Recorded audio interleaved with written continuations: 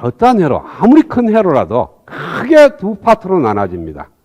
전원이 있는 전원부와 그 전원에 의해서 공급되는 전력을 사용하는 부하부가 있어요. 자, 예를 들어서 전체 회로를 한번 볼게요. 텔레비를 생각을 해봅시다. 텔레비를 방송국 말고 수시 쪽에 보겠어요. 수시 쪽에 보면은 안테나가 있습니다. 그래서 안테나에서 전원을 받아들이는 게 벌써 이제 전원이에요. 그러니까 안테나에서 전원을 만들어가 생성돼 갖고 전자파가 텔레비 안쪽으로 들어오는 거죠. 그래서 안테나에서 전원을 받으면은 제일 먼저 워낙 전자파가 작으니까 미세하니까 일단은 크기를 갖다가 켜. 그래서 정폭기라는 회로가 달리게 됩니다. 그 다음에 뭐냐 하면은 지금 모듈레이션 되어 있으니까 디모듈레이션을 시켜야 됩니다. 그러니까 높은 주파수 대역에 있는 신호를 낮은 주파수 대역으로 옮겨야 돼. 옮기고 난 이후에 그 다음에 뭐냐 하면은 필요한 주파수만 통과시켜야 됩니다. 필터. 그러니까 여기까지는 MBC, KBS 다 있어. 모든 전자파는 다 들어있는데 이 필터를 딱 지나게 되면은 내가 원하는 MBC에 대한 신호만 딱 넘어온다는 거죠. 넘어오면은 그 신호를 다시 적으니까 한 번 더 정폭을 시키고, 그 다음에 그 소리는 스피커로 보내고, 그 다음에 화면은 모니터로, 이거보다 더 훨씬 더 복잡하겠지만 대략적으로 그리면은 이렇게 된다는 거죠. 그랬을 때 내가 어떤 파트든 요 딱 잘라놓고 왼쪽을 들다 보면 전원부가 되고요. 오른쪽을 들다 보면 부하부가 됩니다. 그리고 전체적으로 신호가 안테나에서 잡혀서 최종적으로 모니터나 스피커 쪽으로 신호가 가는 거예요. 그래서 신호가 들어오는 쪽이 전원부가 되고 신호가 나가는 쪽을 부하부라고 얘기합니다. 즉 신호부가 전원부에서 들어와서 부하부로 넘어간다는 거예요. 그래서 어떠한 회로든지 보면은 A라는 전원부가 있고 B라는 부하부가 있습니다. 그러면은 전원부에서 부하부로 신호가 이렇게 넘어간다는 것이 다른 게 아니에요. 전기적 신호가 간다는 거예요. 전기적 신호는 바로 에너지입니다. 그 에너지가 크고 적어에 관계없이 하여튼 그 에너지가 전원부에서 부하로 넘어가는데 그 전원 에너지를 우리는 전기에서는 전력이라고 그러죠. 그렇죠? 그래서 A 파트에서 B 파트로 전원부에서 부하부로 전력이 전송이 됩니다.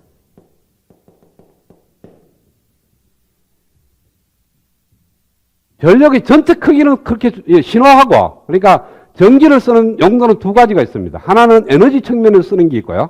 하나는 신호용으로 쓰는 게 있어. 에너지 측면으로 쓰는 거는 한전에서 발전소에서 전기를 만들어가 각 가정에 두는 게 바로 에너지적으로 쓰는 거고, 신호로 쓰는 거는 여러분 쓰고 있는 스마트폰이라든지 TV라든지 이런 것들. 그러니까 커뮤니케이션 하는데 필요한 거. 이거는 신호적인 의미로서 전기를 사용하는 거예요. 자, 그래서 지금 하는 거는 에너지 측면도 되지만 신호 측면도 돼요. 그러니까 신호가 갖고 있는 그 에너지, 이 변화인데 그걸 갖다가 A라는 파트에서 B라는 파트로 넘어오는데 여러분 생각해봐요. 안테나에 잡히는 신호가 굉장히 적어. 그거보다 더 적으면 뭐 해야 돼? 그럼 정폭을 하기는 해도 노이즈가 많이 타겠죠.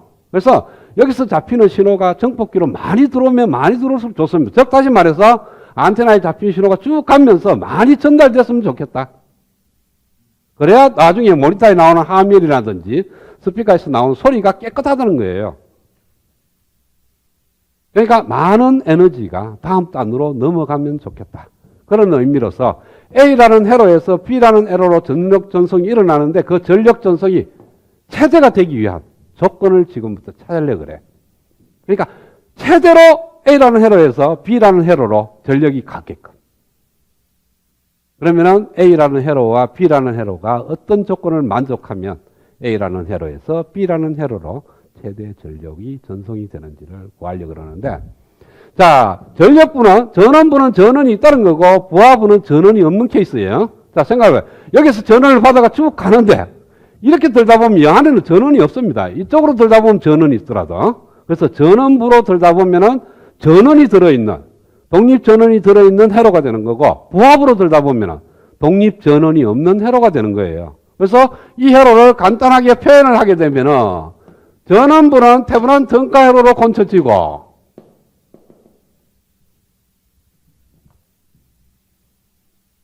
부하부는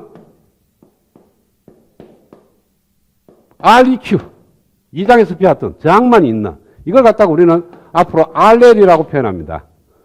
그러니까 로드 쪽의 저항이라는 의미로 RL이라고 표현을 해요. 그래서 RL이라는 저항이 하나 달려있다. 즉 이렇게 들다 보면 저항 성분이 보이는 거고 이렇게 들다 보면 테브란 등가 회로로 보인다는 거예요. 그랬을 때 전원부에서 부합으로 얼마만큼 전원이 전송되느냐 하면은 그 전송되는 전력이 어디 있어요? 바로 RL이 소모하는 전력입니다. 그래서 여기서 RL이 소모하는 전력이 최대가 되게끔 RL과 RTH의 조건을 찾아내려고 그럽니다. 어떨 때 RL에서 소모하는 전력이 최대가 되느냐? 자, 보통 이제 이쪽 전원부는 결정이 되어 있고요. 이쪽에 부하만 변합니다. 여기는 변하고 여기는 고정되어 있고. 그러니까 VOC하고 RTH는 상수로 생각하고요. RL을 갖다가 변수로 생각을 해요. 그리고 RL에서 소모하는 PRL을 구합니다. 소모 전력을 RL이 소모하는 소모 전력을 갖다가 우리는 PRL이라고 표현한다면 PRL을 구할 수가 있죠. 이 회로에서. RL에서 소모하는 전력은 RL에 걸리는 전압을 알아도 되고 RL에 흐르는 전류를 알아도 됩니다. 그렇죠?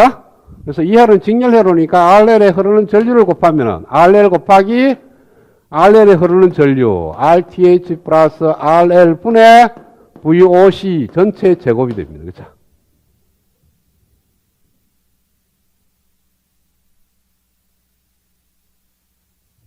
자, 이거는 RTH 플러스 RL의 자성분의 RL 곱하기 VOC의 자성. 이만한 전력이 RL에 따라서 소모를 하게 되는데, 전력 전송이 일어나는데요. 그러면은 이걸 갖다가 RL에 대해서 그래프를 한번 그려보려고 그래요. 그래서 제일 쉬운 게 첫 번째, RL이 제로면 PRL은 얼마죠? RL이 제로면 이 분모는 제로가 안 되지만 분자가 제로 되어서 전체적으로 제로가 돼요. 그렇죠? 즉 주어진 회로에서 저항 성분이 없으면 전류가 아무리 흘러도 에너지 소모는 안 일어납니다. 그렇죠? 그래서 원점에서 출발을 해요. 그 다음에 RL이 무한 내려가면 뭐 해야 되겠어요? PRL은. RL이 무한 내려가면요. 분모는 RL의 제곱에 비례하고 분자는 RL에 비례하니까 RL이 크면 클수록 자꾸 제로로 가. 그래서 제로로 수렴한 거예요.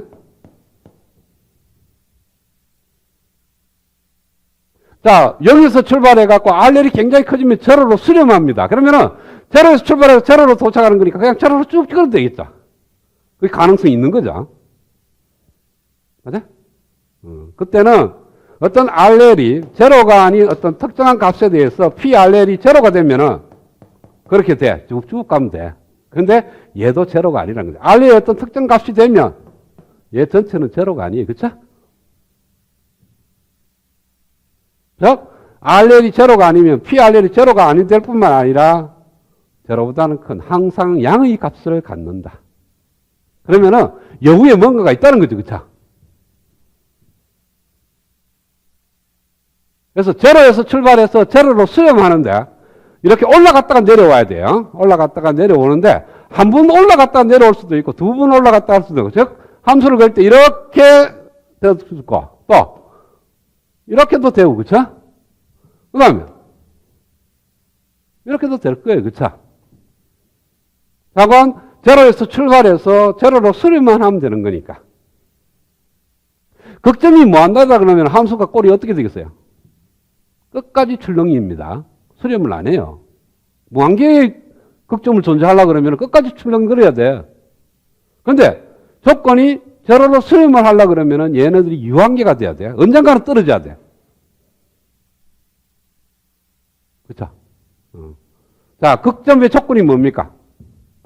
RL에 대해서 PRL을 미분을 하면은 그 값이 제로 되는 RL의 값이에요. 그때 그 값을 존재하게 된다고. 그러니까 얘의 극점은 유한계가 된다는 거죠. 유한계가 되고 그것이 몇 개 있는지를 지금부터 조사해서 어디에 있는지까지도 구할 수가 있습니다. 왜? PRL이라는 함수가 주어졌으니까.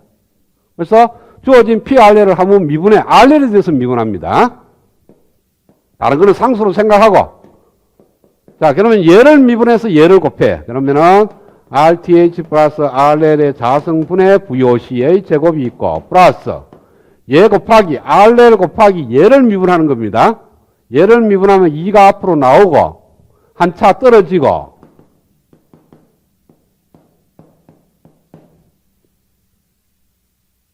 곱하기.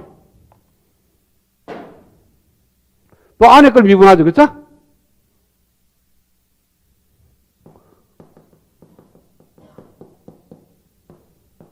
(2의) fx 곱하기 f'x죠. 그죠? 안에 걸 다시 미분하면, 안에 걸 미분하면 VOC가 그냥 앞으로 나오면서 이거분의 1을 미분하는 거니까 마이너스 RTH 플러스 RL 분의 1의 전체 제곱이 됩니다. x분의 1을 미분하면 x자성분이 마이너스 x자성분의 1이 되잖아.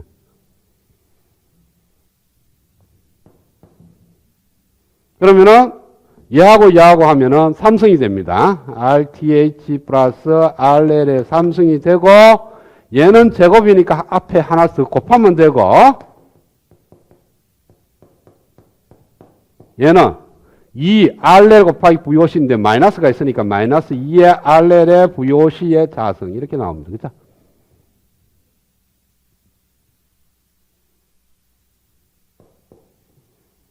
자, RTH 플러스 RL의 삼성분의 VOC의 자성은 앞으로 끄집어 오고, 얘에서 얘가 어디 가죠?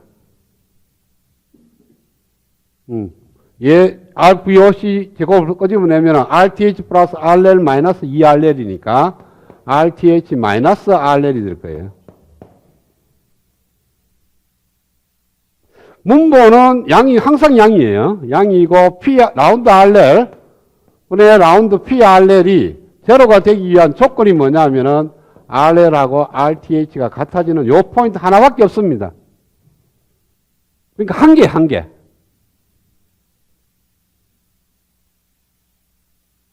RL이 RTH가 되는 포인트에서 그 값을 존재하는데 그 극대가 존재를 한다. 그래서 요 꼭지점을 갖는 값이 RTH예요.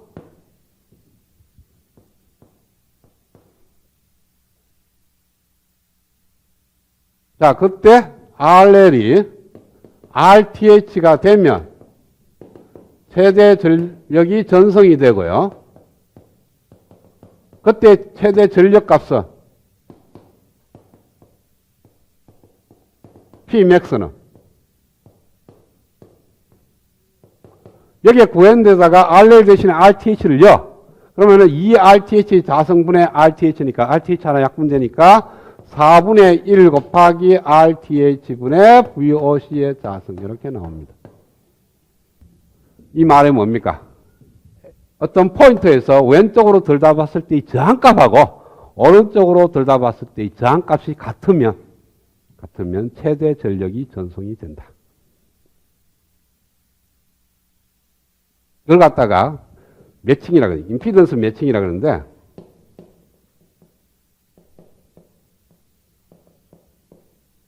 임피던스라는 단어를 지금 처음 쓰니까 여러분들이 헷갈리는데 저항하고 똑같은 개념이에요. 저기 교류 쪽에서 들다 보면 임피던스가 되고 지금 우리가 배우는 직류 쪽에서는 저항이라 그래요. 그래서 임피던스는 저항하고 같은 개념이니까 저항값이 같아지는. 그러니까 임피던스가 매칭이 일어나면 들어오는 보내는 쪽에서 받는 쪽으로 최대 전력이 전송이 일어납니다. 그래서 여러분들 회로를 꾸밀 때 A라는 회로, B라는 회로 쭉 꾸며요. 꾸며서 A라는 회로에서 B라는 회로로 최대 전력이 전송하려고 하면 요 포인트에서 왼쪽으로 들다 보면 저항하고 오른쪽으로 들다 보면 저항이 매칭이 돼야 돼.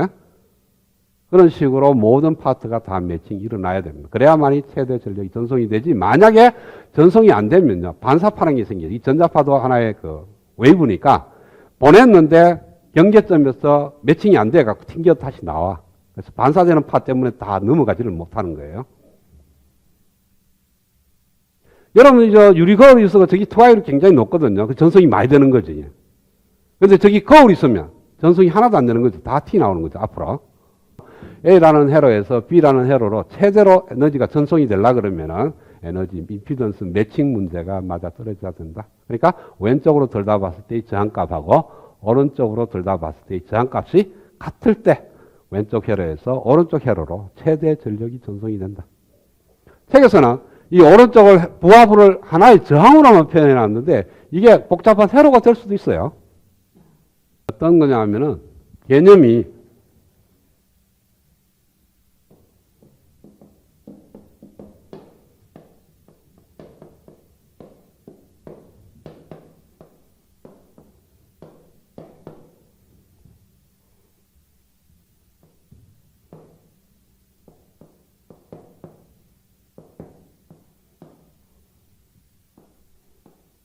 이렇게 두 개를 나눠 놓으면 얘가 전원부고 얘가 부하부입니다. 그렇죠?